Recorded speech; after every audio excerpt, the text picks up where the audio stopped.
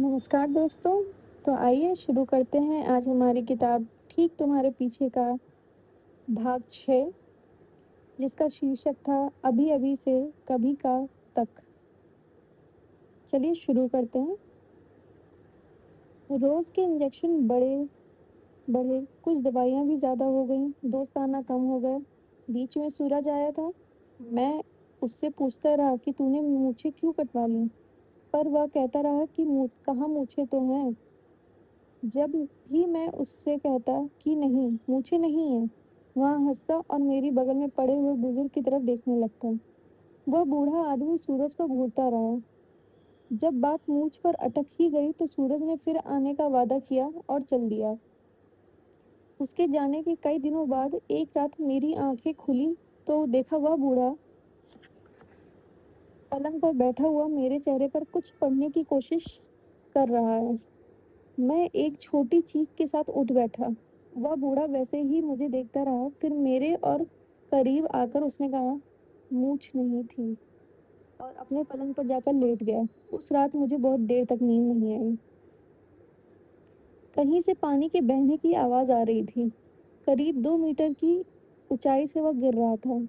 उसके गिरने के बीच कोई रुकावट भी थी, शायद कोई पत्थर, ईंट, दीवार, पाइप। यूं मुझे लोगों के चलने की आवाज कमरे में नहीं आती थी, पर इस पानी के कारण वह सुनाई देने लगी थी। जब भी किसी का पैर पानी में पड़ता तो छप से आवाज आती। फिर बहुत दूर तक मैं उस छप छप छप का पीछा करता रहता। कमरे के बाहर का रास्ता दाएं और बाएं दोनों तरफ मुड़ता था। यह मुझे पैर की आवाजों से पता चला। लेफ्ट की तरफ जाने वाले बहुत से लोग थे, लगभग 80% या उससे भी ज्यादा। मैं उन्हें चप्पल वाले लोग कहता। सभी लगभग चप्पल पहने होते और राइट की तरफ कम ही लोग जाते थे, बूट वाले। उनकी आवाज में छप छप नहीं, खटखट थी। जब भी कभी खटखट की आवाजें आती तो सारी चप्पलों की छप छप की आवाजें धुंधली पड़ जाती। छप आवाजों के चेहरों की कल्पना आसान थी। वह सामान्य लोग थे। हर छप की आवाज आती मुझे उस आवाज का चेहरा भी दिखने लगता। छप छप की आवाजों के भाव भी मैं पकड़ लेता, पर खट-खट की आवाज का कोई चेहरा नहीं था। होगा शायद, मगर मेरी कल्पना उसे पकड़ने में असमर्थ थी। अरे मेरा चश्मा देखा क्या? मुझे फिर बूढ़े की आवाज आने लगी। मैंने उसकी तरफ पलट कर देखा। इस बार वह मुझसे सीधे पूछ रहे थे। दर्शक बने रहना आसान नहीं है, खासकर जब आपके पास खुद करने के लिए कुछ भी ना हो और आपके अगल-बगल इतने बेहतरीन अभिनेता अभिनय कर रहे हों। चश्मा आपके सिर पर पड़ा है। उनका हाथ सिर पर गया। उन्हें चश्मा मिल गया। वह उसे कुछ देर देखते रहे। उस चश्मे की एक डंडी गायब थी। कुछ ही देर में वह खराब पड़ने के अभिनय में व्यस्त हो गया। मैंने उस दृश्य में अपना हस्तक्षेप रद्द किया। तभी बाएं दरवाजे से मुझे वह औरत झांकती हुई नजर आई जिसने नीले आसमान का एक कोना पोत रखा था। वह डरी हुई ट्रे वाली नर्स की तरफ देख रही थी। वह भीतर नहीं आई जब तक ट्रे वाली नर्स मंच पर है। कूची वाली औरत प्रवेश नहीं कर सकती। कूची वाली औरत गायब हो गई। तभी मुझे उन बुजुर्ग की आवाज आई। मैं औरत के दृश्य से निकलकर वापस बूढ़े आदमी के दृश्य में आ गया। चश्मा मिल जाना कितना दुखद है। आप उसे ही तो ढूंढ रहे थे। ढूंढा और पाया। यहाँ मैंने तय कर लिया था, जीवन में यदि दर्शक ही बने रहूंगा तो जो सब दिखाएंगे मुझे देखना पड़ेगा। सो मैंने एक लंबी सांस सांस भीतर खींची और अभिनय की इस विराट दुनिया में मैं कूद गया। आपको देखने कोई भी नहीं आता, मैंने कहा। बाहर कोई भी नहीं है, उन्होंने तपाक से जवाब दिया। बतौर अभिनेता आपके पास बहुत से सवाल होने चाहिए। नए सवाल, सवालों के सवाल, बिना बात के सवाल। अरे, यह तो अजीब है। नहीं, बाहर सच में कोई नहीं है। उनके हाथ में किताब थी।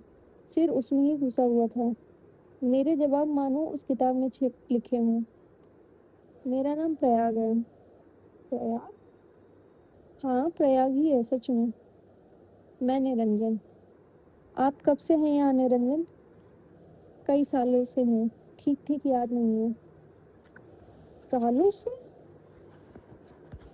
میں پہلے اسی بیڈ پر تھا جس پر تم ہو، پر پچھلے 1 سال سے مجھے انہوں نے یہاں پٹک دیا ہے۔ آپ کو اگر وہاں ٹھیک نہیں لگتا تو آپ واپس یہاں آ سکتے ہیں، مجھے کوئی آپتی نہیں ہے۔ نہیں، ایسا نہیں ہو سکتا۔ کیوں؟ اس بیڈ کی دوائیاں الگ ہیں، ڈاکٹر الگ ہیں، ویسے بھی ابھی ابھی آئے مریضوں کو اس پر رکھا جاتا ہے۔ تو میں ابھی ابھی کا مریض ہوں؟ میں بھی پہلے ابھی ابھی کا ہی مریض تھا، پھر جب میں ابھی ابھی کا مریض نہیں رہا تو انہوں نے مجھے ہی یہاں پٹک دیا۔ جب میں ابھی ابھی کا مریض نہیں رہوں گا تو وہ مجھے کہاں رکھیں گے؟ پھر تم میرے پلنگ پر آ جاؤ گے۔ اور آپ؟ میں سامنے والے پلنگ پر پھینک دیا جاؤں گا۔ پر سامنے والے پلنگ بھی تو بھرا ہوا ہے، پھر وہ مہاشے کہاں جائیں گے؟ یہاں اچانک نرنجن نے کتاب سے اپنا چہرہ نکالا اور میرے پلنگ کی طرف گھوم کر بولے، ارے بھائی، جیسے تم ابھی ابھی کے مریض ہو ویسے ہی وہ آخری پلنگ جو اس دروازے کے پاس ہے اس پر کبھی کا مریض ہے۔ وہ جب مر جائے گا تو گھڑی کے کانٹے کی طرح ہم سب 1 منٹ آگے بڑھ جائیں گے، تم میرے پلنگ پہ، میں سامنے والے پلنگ پر، اور تمہارے بیڈ پر کوئی نیا ابھی ابھی کا مریض ہوگا۔ پر میں ہمیشہ ابھی ابھی کا مریض رہنا چاہتا ہوں۔ تمہاری قسمت بہت اچھی ہے، پچھلے 1 سال سے تم ابھی ابھی کے مریض ہو۔ دراصل تمہیں شکر گزار ہونا چاہیے اس کبھی کا کے مریض کا جو پچھلے 1 سال سے کبھی کا مریض ہے۔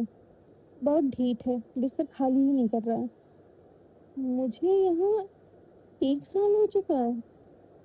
نرنجن نے اس کا کوئی جواب نہیں دیا۔ میں اپنے پلنگ پر اب چپ تھا۔ تو کیا بس یہی ہوگا؟ ہر 1 منٹ جب آگے بڑھے گا میں اس پلنگ پر ہوں گا، پھر سامنے والے، پھر ایک دن میں بھی کبھی کا مریض ہو کر مر جاؤں گا۔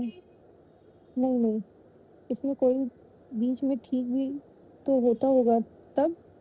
میں نے سوچا یا نرنجن سے پوچھوں۔ نرنجن، کیا ہے؟ کچھ نہیں، میں نے نہیں پوچھا۔ اگر نرنجن نے کہہ دیا کہ یہاں کوئی ٹھیک نہیں ہوتا ہے تو مشکل ہو جائے گی۔ کتنا تکلیف دہ ہے یہ ہر آدمی کا سفر، آپ کو پتہ ہے، ابھی ابھی سے لے کر کبھی کا تک کا، اور آپ کو بھی اس پورے سفر کے سارے پلنگوں سے ہو کر جانا ہے۔ اگر آپ تھوڑے ڈھیٹ ہیں تو کبھی کا پر رکے رہیں گے، نہیں تو 1 منٹ میں باہر۔ If if if. تو دوستوں، یہ تھا ہمارا بھاگ 6۔